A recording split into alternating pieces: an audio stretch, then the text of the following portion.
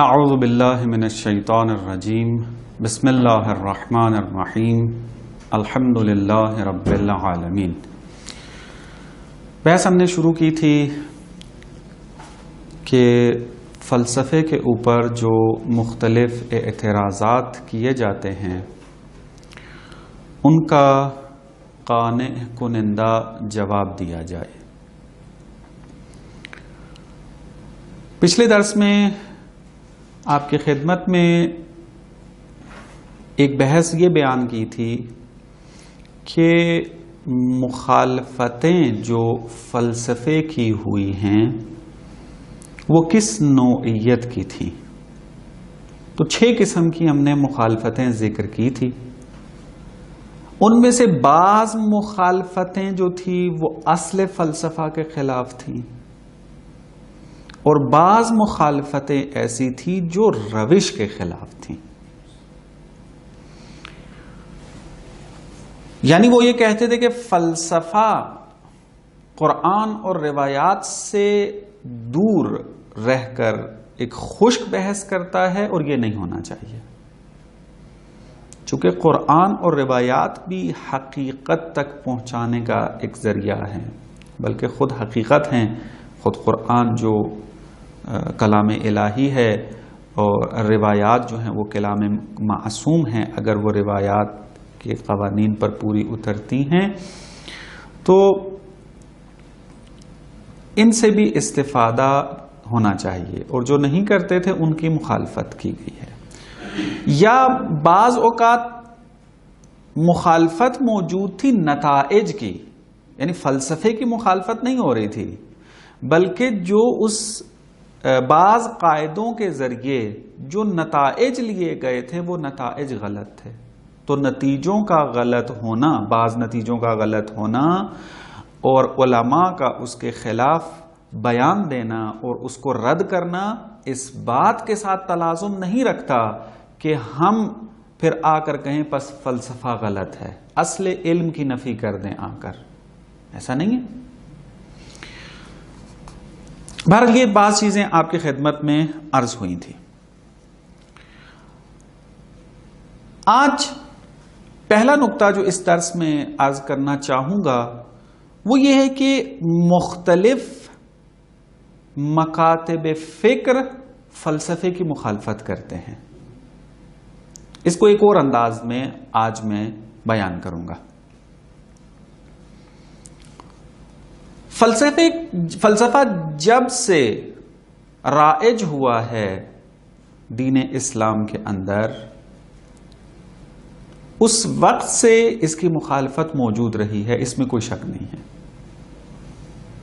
اہل سنت علماء بھی موجود ہیں اس کے اندر مخالفت میں، اور مکتب تشیع کے علماء بھی موجود ہیں، اور اہل سنت علماء پیش قدم ہیں مکتب تشیع سے، یعنی انہوں نے مخالفت پہلے شروع کی تھی۔ اہم ترین جو مکتب فکر ہے کہ جس کے علماء نے جس مکتب کے پیروکار نے فلسفے کی مخالفت کی ہے وہ اہل سنت کا اہم ترین مکتب جو کہ کلامی مکتب ہے، اشاعرہ، انہوں نے مخالفت کی تھی۔ اگر آپ دیکھیں تو اہم ترین جو مخالفت کرنے والی شخصیت ہے مکتب اشاعرہ کے اندر وہ ابو حامد غزالی ہے۔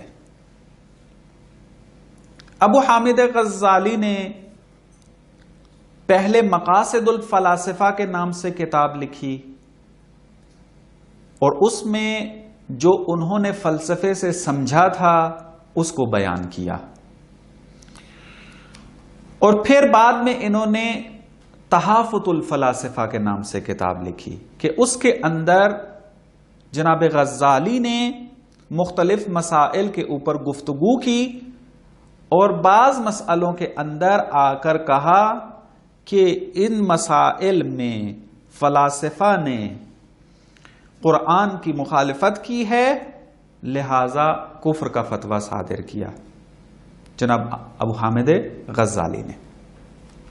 جناب غزالی سے پہلے بھی علماء موجود تھے جو فلسفے کی مخالفت کرتے رہے،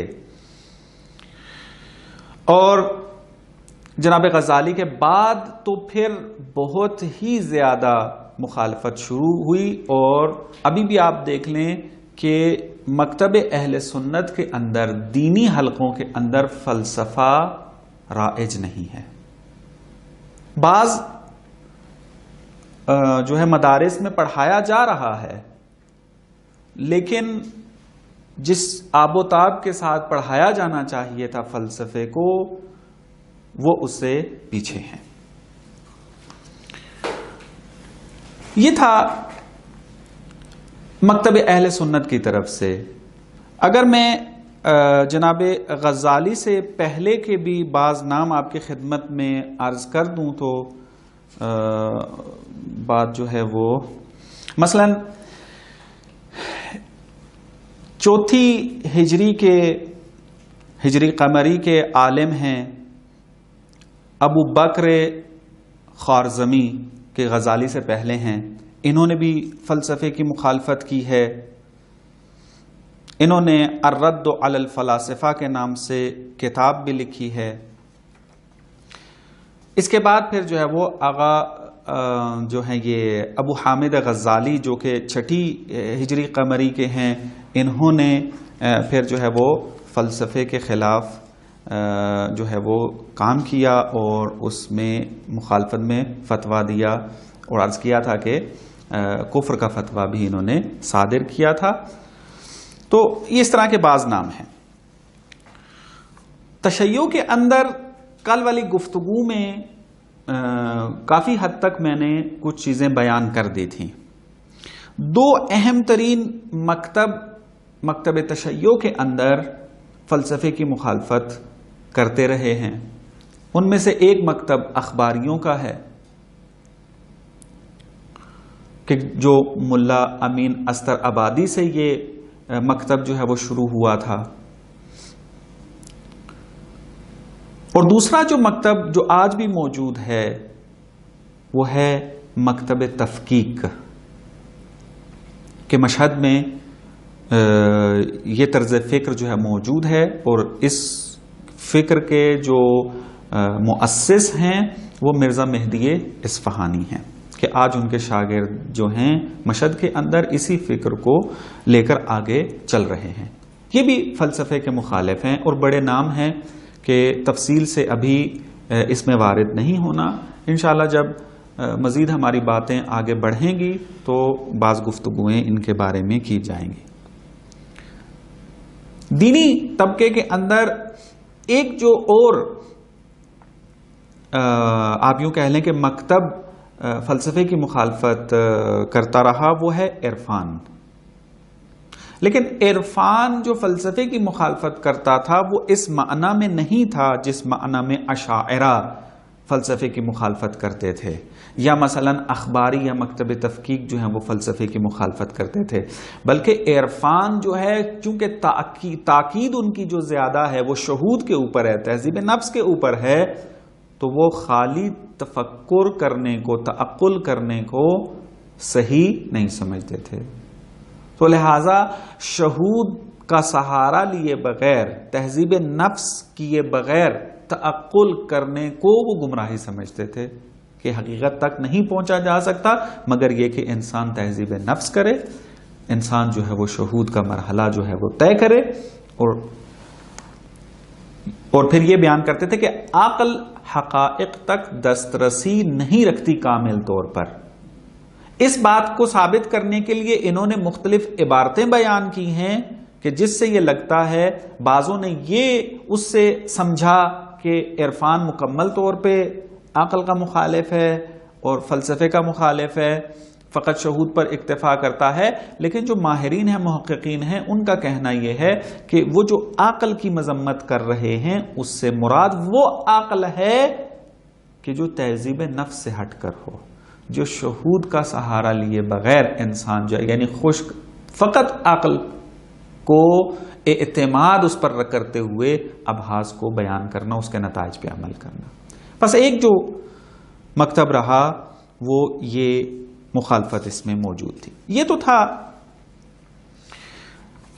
کہ جو امت مسلمہ کے اندر مخالفت جو فلسفے کی ہوتی رہی جن کی طرف سے، ان کے نام اور وہ مکاتب فکر ہیں۔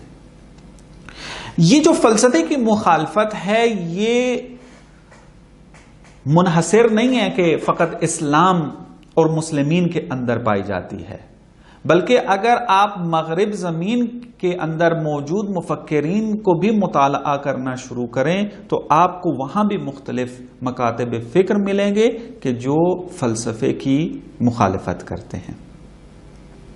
ان میں سے ایک اہم ترین ہم جو نام لے سکتے ہیں وہ ہے شک گرائی کا جو ایک سلسلہ شروع ہوا تھا۔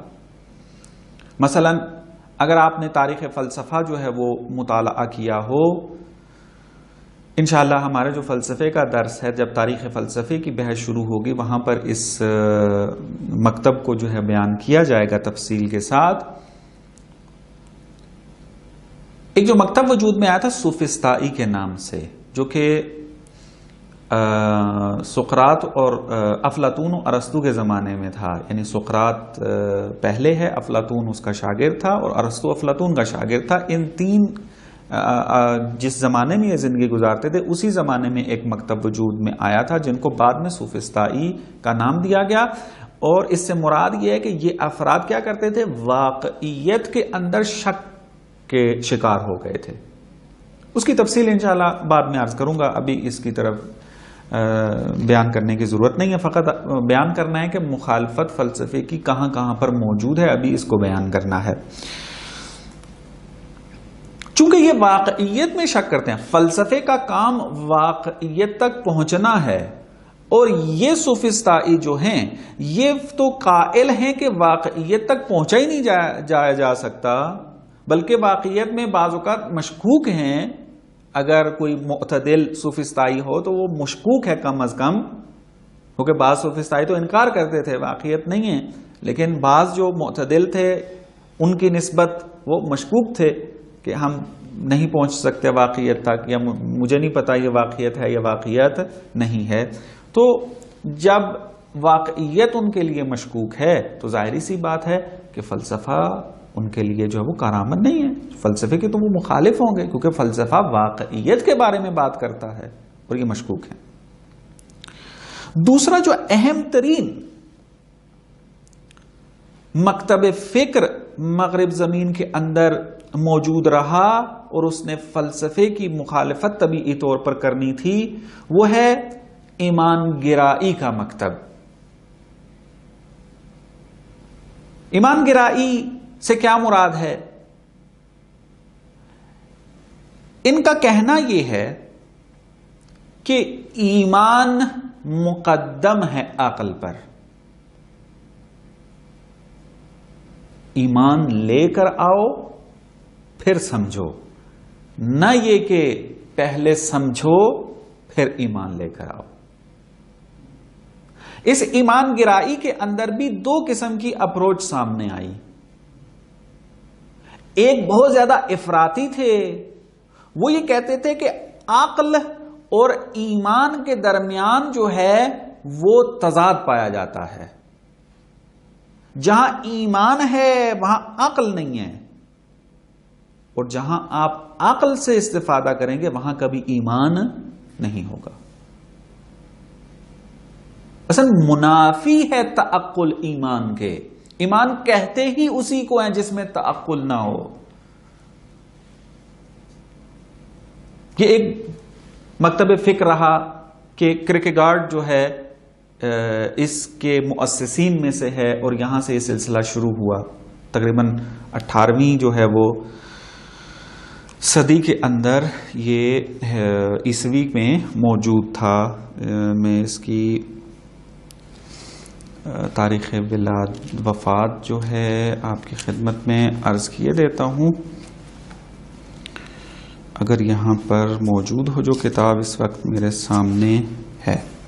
ہاں، یہ 1813 میں پیدا ہوا تھا اور 1885 میں وفات پائی تھی انہوں نے، اور یہ ڈنمارک کا جو ہے وہ عالم تھا۔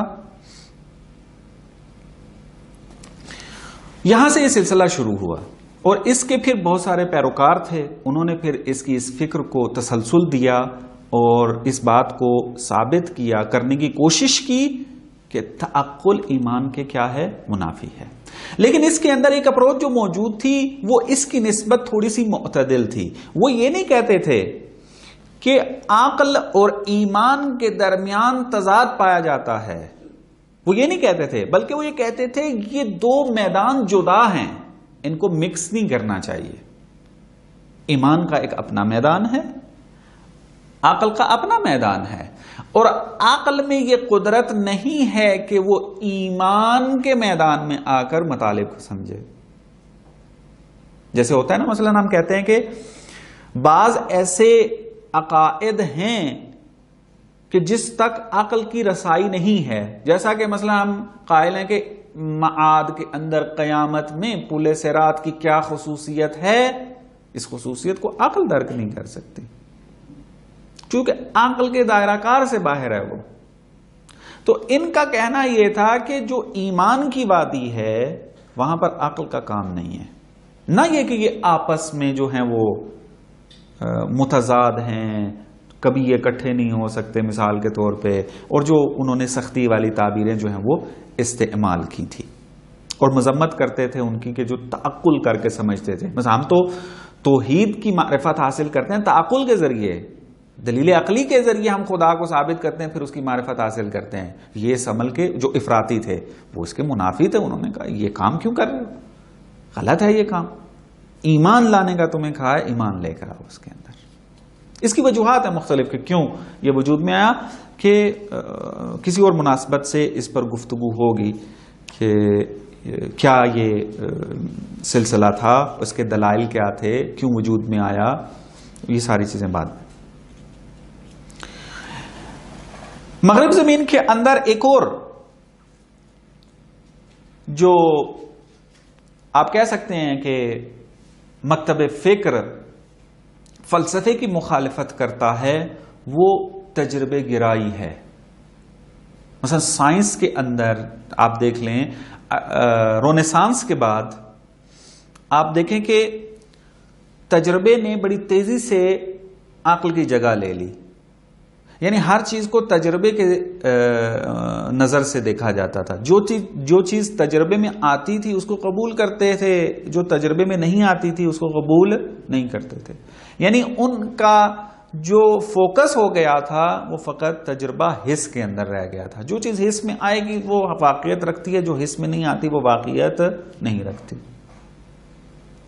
ابھی بھی اگر آپ دیکھ لیں تو مثلا آپ اگر اسٹیفن ہاکنگ کی کتابوں کا مطالعہ کریں، اب وہ کتاب کا نام میرے ذہن میں نہیں آ رہا، شاید اسٹیفن ہاکنگ کا یہ جملہ ہے کہ فلسفہ اب مر چکا ہے۔ یعنی وہ ان تجربی اصولوں کے تحت آ کر جو فلسفی نظام ہے، فلسفی قواعد ہیں، اس کی نفی کرتے تھے اور کہتے تھے عملی زندگی کے اندر چونکہ اس کا فائدہ نہیں ہے پس ضرورت نہیں ہے۔ کیوں؟ کائنات، فلسفہ کس لیے آپ پڑھتے تھے؟ اس نظام کے اندر موجود واقعیات کی تفسیر کرنی تھی آپ نے،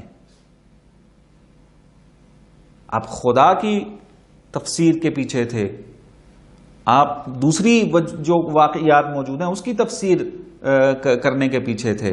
لیکن یہ اگر کہتے ہیں اب سائنس، اتنی ٹیکنالوجی اور سائنس جو ہے وہ ترقی کر گئی ہے کہ کوئی ایسی چیز نہیں رہی کائنات کی کہ جس کی تفسیر یہ نہ کر سکتے ہو، سائنس نہ کر سکتی ہو، تو لہذا جب سائنس تفسیر کر سکتی ہے کائنات کی تو پھر فلسفے کی کیا ضرورت ہے؟ اور انہوں نے پھر جا کر مخالفت میں بعض ادلہ بھی بیان کی ہیں کہ اگر وقت ہوا اور انشاءاللہ اس طرف آئے تو اس کو بیان کریں گے۔ ایک اور کہ جو مکتب فکر ہے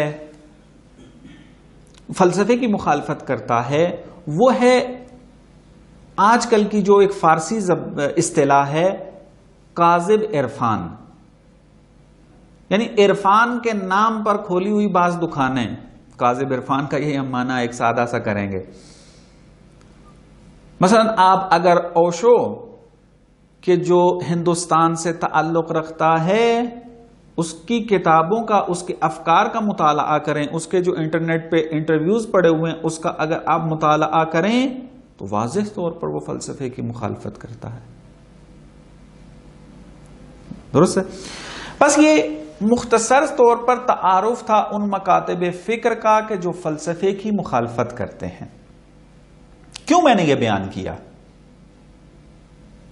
حالانکہ ہم یہاں پہ فلسفے کے اعتراضات کے جواب دینے کے لیے بیٹھے ہیں اور اتنی تفصیل کے ساتھ مخالفین کا جو ہے وہ تعارف کروا رہے ہیں. کیوں؟ جواب اس کا یہ ہے کہ ایک منطقی طریقہ جواب دینے کا یہ ہوتا ہے کہ آپ کو پتا ہونا چاہیے کہ میرا مخالف کون ہے، اس کے مبانی کیا ہیں، اس کے دلائل کیا ہیں، اس کی اپروچ کیا ہے، اس کی روش و میتھڈ کیا ہے، اس کا یہ تمام چیزیں جو ہیں پتا ہونی چاہیے. تب جا کر آپ اس کو کیا ہے بہترین طریقے سے رد کر سکیں گے. اس کو پہلے سے ہی سمجھیں گے اور پھر اس کو رد کریں گے آ کر.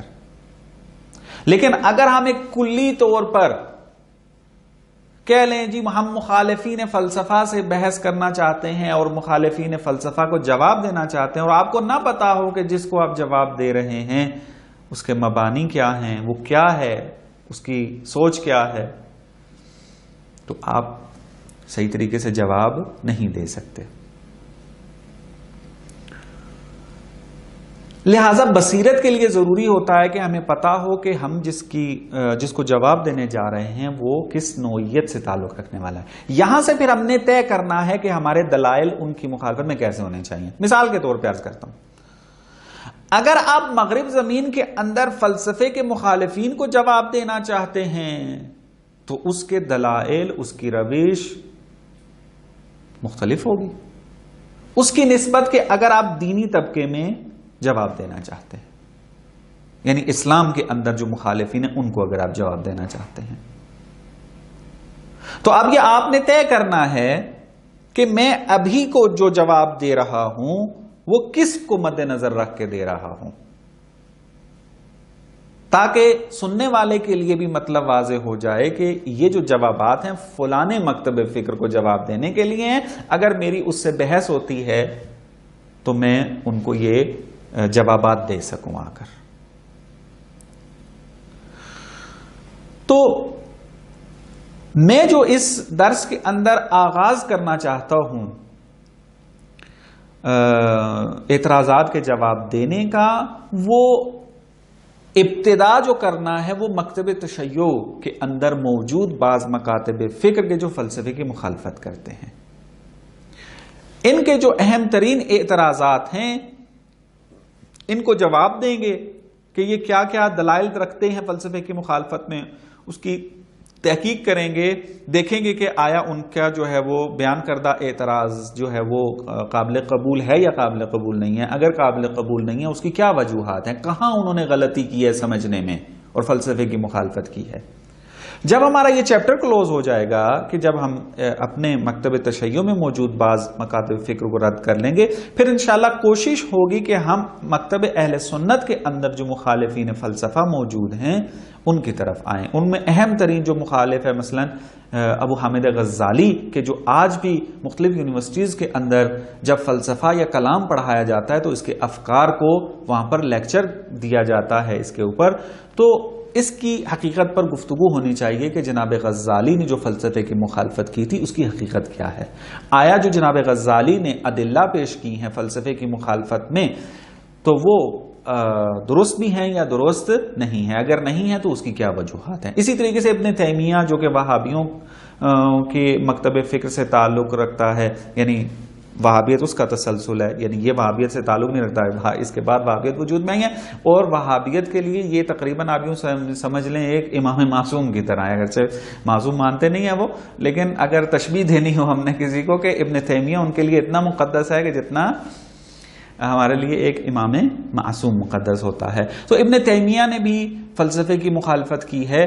اگر وقت ہوا ہمارے پاس اور آپ دوستوں کے اندر حوصلہ ہوا اور دوست آئے تو انشاءاللہ کوشش کریں گے کہ ان کے بھی جو بعض اعتراضات ہیں ان کو جواب دیں. اور پھر تیسرا مرحلہ آ جاتا ہے کہ ہم جو ہے وہ جو مغربی مفکرین کی طرف سے فلسفے کی مخالفت ہے، دیکھیں گے فضا کو دیکھتے ہوئے، اوضاع اور شرائط کو مد نظر رکھتے ہوئے کہ اس میں وارد ہونا ہے یا نہیں۔